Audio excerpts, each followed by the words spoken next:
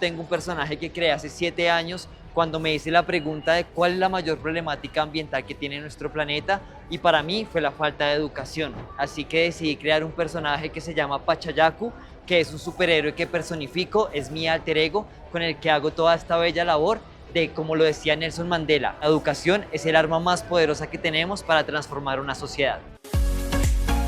Para que seamos un poco más sostenibles es entender que somos parte de un macroecosistema. Cuando tenemos una relación cercana con la flora, con la fauna de este maravilloso país que tenemos, eso va a cambiar mucho la percepción y el relacionamiento que tenemos nosotros con la naturaleza. Así que los invito a conocer más de nuestra fauna silvestre, que somos el país más mega biodiverso del mundo por kilómetro cuadrado, y que disfrutemos de cuidarnos, amarnos, protegernos y respetarnos.